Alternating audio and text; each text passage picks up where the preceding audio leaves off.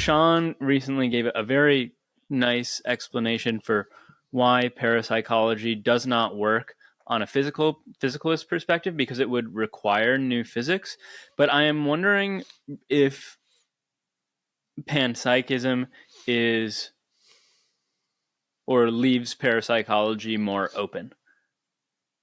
And I have in mind things like mind reading, maybe telekinesis, just things like this.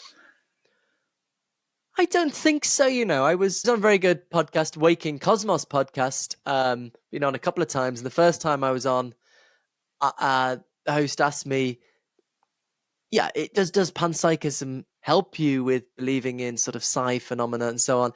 I'm not sure it does, actually. I mean, I think suppose we discovered, for sure that there is telepathy. Well, I think a physicalist could in principle accommodate that with non-local connections between brains. Now, look, that's not to disagree with what Sean said. I can understand that would be very challenging. It would mean uprooting a lot of assumptions of perhaps the non-locality principle that's kind of assumed in a lot of fundamental physics. But I don't think it would mean departing from physicalism. You can still think everything's physical. There are just these non-local connections. I mean, we know about quantum entanglement. Before people email me that I'm being an idiot, I know you can't communicate with quantum entanglement. I'm not sure I understand why you can't, but I know you can't. But I'm just saying, insofar as we can have these non-local connections consistent with physicalism, you could have other non-local connections that allow for telepathy. So I'm not sure it does, actually. And I'm always very careful. People often ask me, I'm good friends with Rupert Sheldrake, who claims to have empirical grounds for believing in such phenomena. And, he's an interesting guy and makes his case. But, as a philosopher, it's not my skill set to evaluate. People often ask me what I think about it. It's not my skill set to evaluate empirically based stuff. So I always have to, insofar as I appeal to science, I'm just very careful that I have to appeal to science in which there's a fair bit of consensus. Like I've talked about fine-tuning, for example, which we might get onto. That's like not very controversial physics. The implications of it are, and that's more my skill set. But the science, I would just...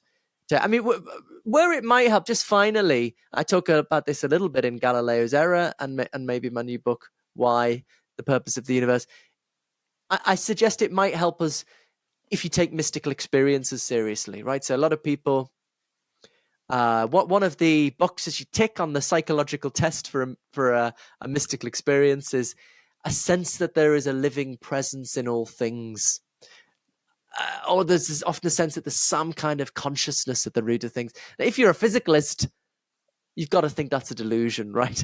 But if you're a panpsychist and you already think there's consciousness at the fundamental level of reality, it's not so much of a leap to think maybe mystical experiences are revealing to us something about that.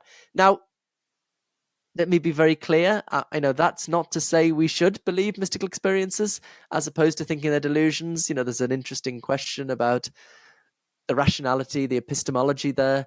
I'm just saying, clearly a panpsychist worldview would be more consonant with certain mystical traditions that have consciousness at the fundamental level. But again, and I'll definitely stop with this, I just want to emphasize there's quite a divide among panpsychists. Some panpsychists take it in a spiritual direction.